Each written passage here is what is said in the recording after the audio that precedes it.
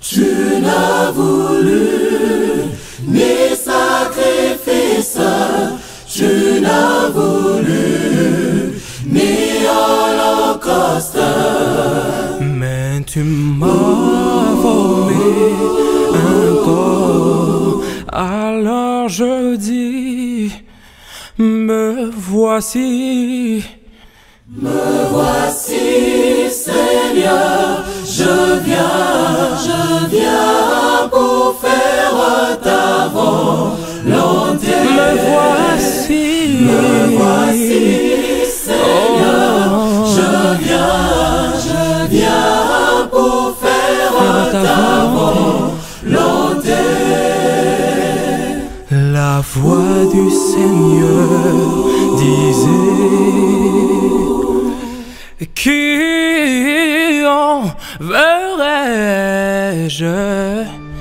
Qui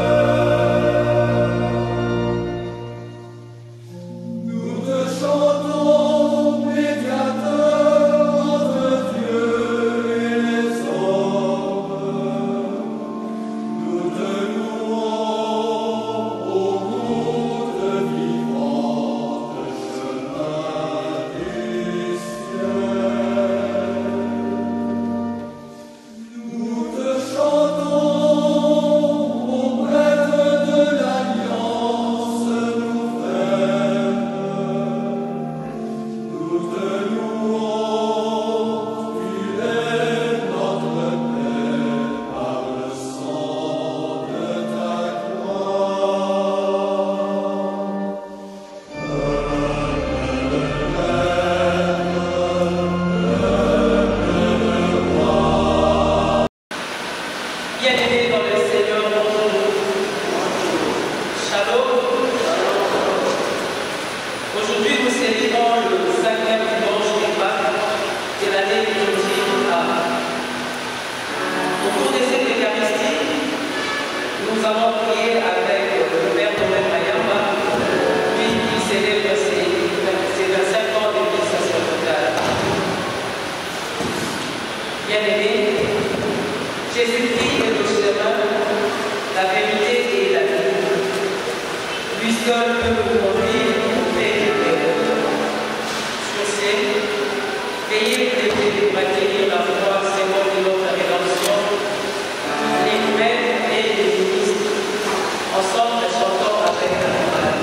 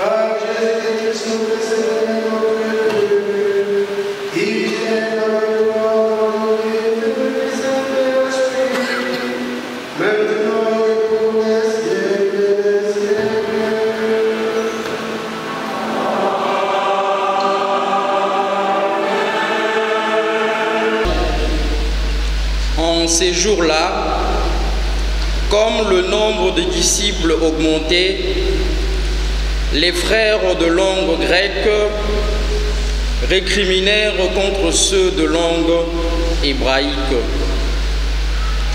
Ils trouvaient que dans les secours distribués quotidiennement, les veuves de leur groupe étaient désavantagées. Les 12 convoquèrent alors l'assemblée des disciples et ils leur dirent: il n'est pas normal que nous délaissions la parole de Dieu pour le service de repas. Cherchez plutôt, frères, 7 d'entre vous qui soient des hommes estimés de tous, remplis d'Esprit Saint et de sagesse, et nous leur confierons cette tâche. Pour notre part, nous resterons fidèles à la prière et au service de la parole. La proposition plut à tout le monde et l'on choisit Étienne, homme rempli de foi et d'Esprit Saint, Philippe, Procore, Nicanor, Timon, Parménas et Nicolas, un païen originaire d'Antioche, converti au judaïsme.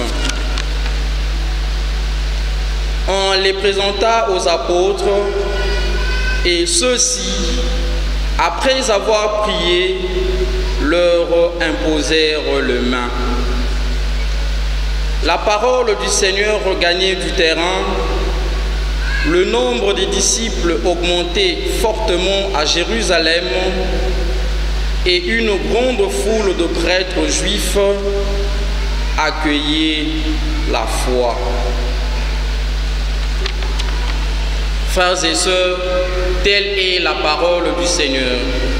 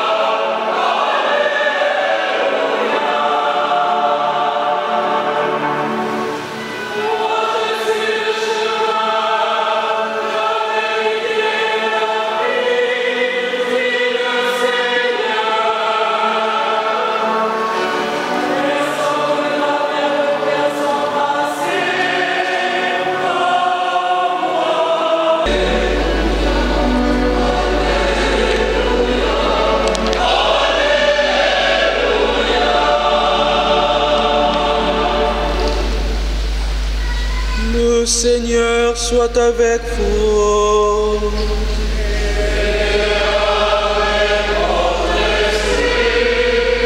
Évangile de Jésus-Christ selon Saint Jean.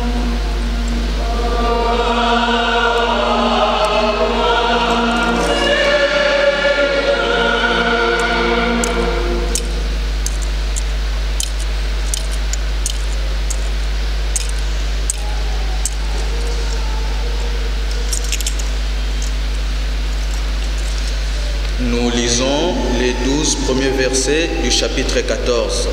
Merci de vous asseoir.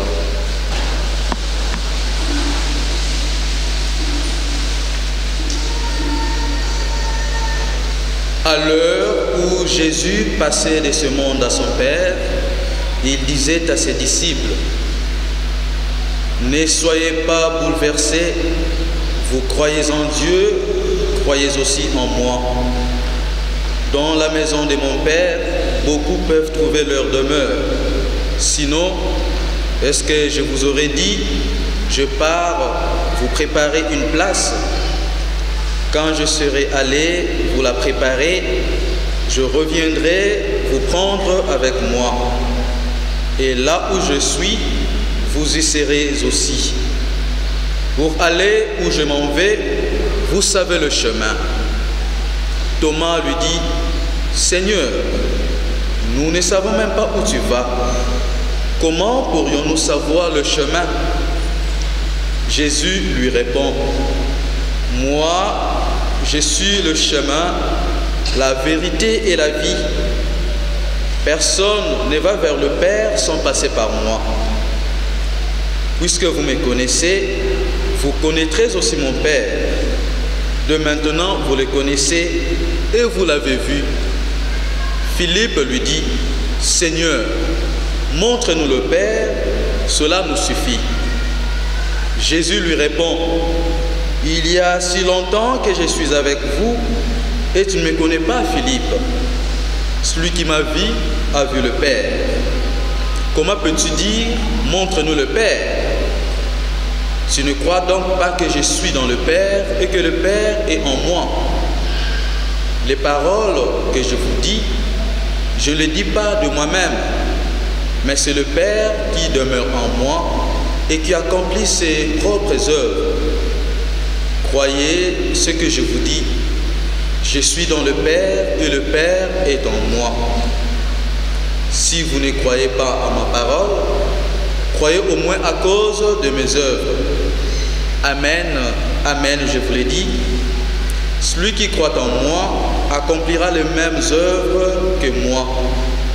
Il en accomplira même de plus grandes, puisque je pars vers le Père.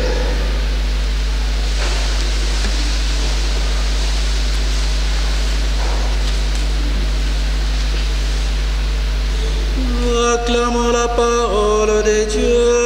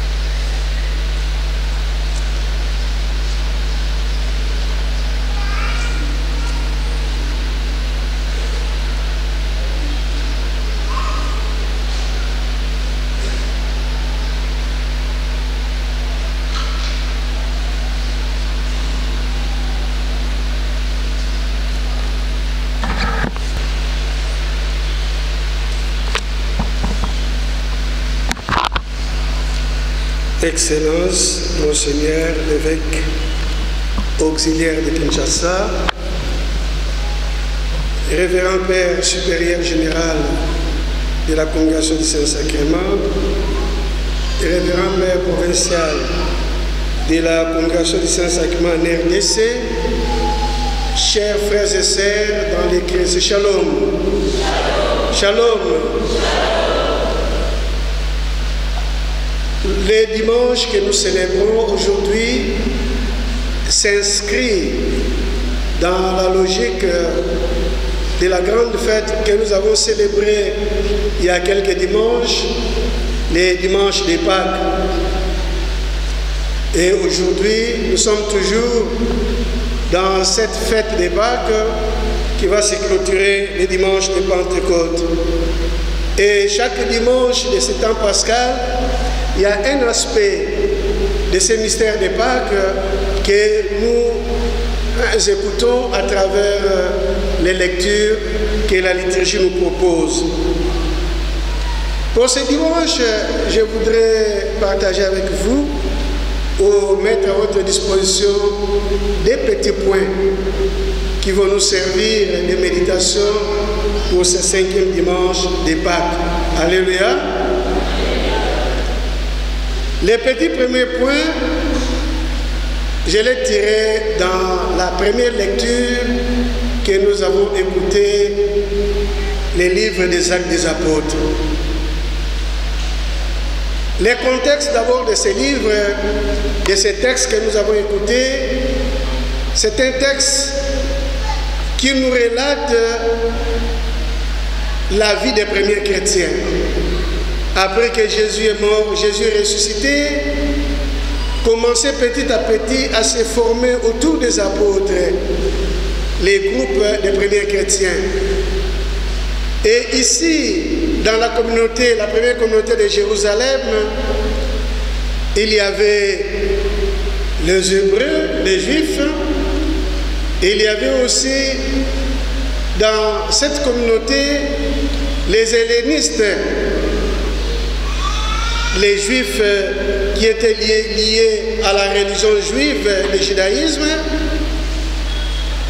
qui parlaient que l'araméen, et les Juifs qui sont venus d'ailleurs. On peut parler de diaspora, les gens qui sont venus d'ailleurs et qui parlaient plusieurs langues, et entre autres les Grecs. Donc dans cette première communauté, il y avait des groupes sociaux, des Juifs qui parlent l'araméen et les Juifs qui parlaient les Grecs. On sentait déjà, dès le début, les murmures autour des services de la charité qui devraient être présents, permanents au niveau de la communauté. Parce que les Grecs, ceux qui parlaient grec, estimaient que pendant la distribution des biens, leurs veuves, leurs pauvres étaient désavantagés. Et voilà, la question arrive au niveau des apôtres. Les apôtres qui écoutent ces murmures lancent directement la mise en place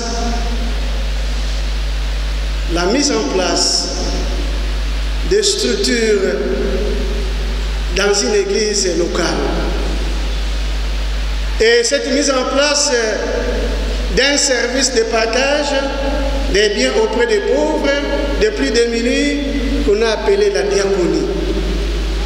Ils ont dit, voilà, comme il y a un problème, il y a une situation dans notre communauté, les apôtres, après la prière, après le discernement, ils ont demandé à la communauté, présentez-nous quelques personnes. Et la condition des personnes de foi, pleines de foi. On a présenté, comme nous avons entendu les noms, on les a imposés des mains, ils sont devenus des diacres, au service des plus petits et au service de la charité à l'intérieur de la communauté. Alléluia.